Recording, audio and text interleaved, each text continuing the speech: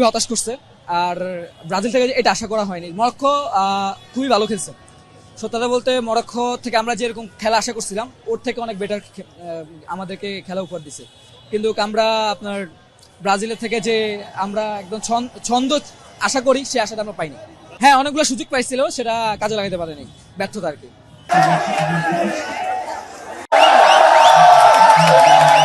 ব্রাজিলকে আমরা এগিয়ে রাখি, আসলে ব্রাজিল ঐতিহ্যবাহী দল না, তা না হলে আমরা নেইমার ইনজুরি আমরা জানা সত্ত্বেও আমাদের কনফিডেন্স লেভেল এতটা হাই যার কারণে নেইমারকে দলে রাখা হয়েছে। ইনশাল্লাহ আগামী নেক্সট 2-3 ম্যাচ পর নেইমারকে আমরা দলে দেখব। আর প্রথম অর্ধে হয়তো ব্রাজিল একটু গুছিয়ে উঠতে সময় নিয়েছে। বিনি এক কথায় অসাম, কারণ ব্রাজিলের 11টা প্লেয়ারই হচ্ছে ওয়ার্ল্ড ক্লাস প্লেয়ার আমরা জানি। আর ব্রাজিল এবার ইনশাল্লাহ হেক্সা মিশন পূরণ করবে। মনে করছি আমরা আমার নেক্সট 2টা বিশ্বকাপ নিব মেসির জন্য ইনশাল্লাহ। ব্রাজিলের থেকে ভালো খেলছে মরক্কো অনেক ভালো খেলছে।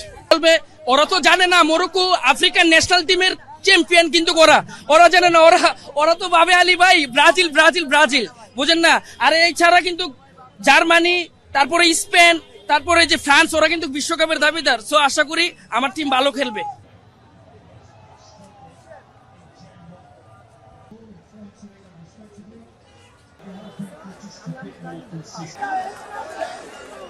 ম্যাচটা ড্র করতে পেরেছি ইনশাল্লাহ। প্রথম থেকে আমরা শুরু করতে পেরেছি যেহেতু ইনশাল্লাহ আমরা এবার 5 স্টার থেকে 6 স্টার হয়ে ছাড়বো। আর আর্জেন্টিনা যেহেতু বলে ওরাই কাপ নেবে, ভাই ওরা ভুলে যাও, তোমরা কাপ নিতে পারবে না, এবার ব্রাজিলে কাপ নেবে ইনশাল্লাহ। আমরা 6 স্টার হবই হবো। হ্যাঁ, আমাদের কিছু লেগিংস আছে, আমরা এটা মানি, কিন্তু আমরা ইনশাল্লাহ আবার কামব্যাক করব এবং নেইমার জুনিয়র আগামী ম্যাচ থেকে যখন খেলবে আমরা আরো শক্তিশালী হয়ে মাঠে ফিরবো ইনশাল্লাহ। ব্রাজিল অনেকগুলো সুযোগ মিস করছে, মিস না করলে ব্রাজিলে জয় হইতো আর কি। আর মরক্কো প্রথম 16 মিনিট যা খেলছে তাতে মনে হয়েছে যে মরক্কো একটি ডে খেলবে আর কি। এখন যাক লাস্টে আবার মিডিলে ব্রাজিল কামব্যাক দিছে। আমার কাছে মনে হচ্ছে ব্রাজিলের মিডফিল্ডটা একটু দুর্বল হয়েছে, কিন্তু স্ট্রাইক এবং ডিফেন্ড খুব ভালো ছিল, গোলকিপার ভালো ছিল। নেক্সট ম্যাচে ডিফেন্ডার একটু ভালো করলে আর ভালো হবে আশা করি। ডেডলি আমাদের আগে থেকে জানি আমাদের মিডফিল্ডে একটু দুর্বলতা আছে, সেক্ষেত্রে ব্রুনো গোমেরেস এবং পাকুয়া থেকে আর একটু স্ট্রং হতে হবে, তাহলে আশা করি আমরা আগাতে পারবো। আর বেসিক্যালি আমাদের ডিফেন্সিভ এখন পর্যন্ত মানে বেটার পারফর্ম করতেছে, সেক্ষেত্রে নেইমার ব্যাক করলে আশা করি আমাদের ফরওয়ার্ড পাশে ওকে আছে, but defensive basically okay, but midfield হয়তো যদি কোয়ার্টার ফাইনাল আমরা তো ধরে রেখেছি যে কোয়ার্টার ফাইনাল যদি কোয়ার্টার ফাইনালে যাই তাহলে আশাবাদী যে আমরা ফাইনাল খেলবো এবার।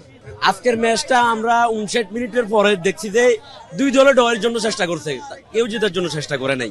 আসলে আমরা হতাশ হচ্ছি না, কারণ একটা বড় দলের সাথে খেলা ছিল, বাট আমাদের ফার্স্ট হাফে যে বিষয়টা ছিল, বাট সেকেন্ড হাফে ব্রাজিল অনেক ভালো খেলছে। কিন্তু যারা বলতেছে যে ব্রাজিল ড্র করছে তাদের উদ্দেশ্যে বলতে চাই যে ব্রাজিল যদি র্যাঙ্কিং এ 6 নম্বর, মরক্কো 7 নম্বর, তো এখানে ড্র হওয়াটা কিন্তু স্বাভাবিক, অস্বাভাবিক কিছু না। তো আর আমাদের একটা কথাই বলবো যে আমরা যে 5 স্টার আছি না, এটা নিয়ে আমরা সারা জীবন করতে পারবো, আগে 5 স্টার বানাই নিক মানুষ। আপনারা মরক্কোর সাথে যদি এমন হয় তাহলে আমাদের আর্জেন্টিনা, ফ্রান্স, স্পেন, জার্মানির সাথে কি হবে? আমার প্রশ্নটা মরক্কোকে তো ফ্রান্সের সাথে তো পারে নাই, ফ্রান্সকেও তো প্রায় কাট করে দিছিল মরক্কো। আজকে যদি আপনাদের এই অবস্থা ভবিষ্যতে কি করবেন?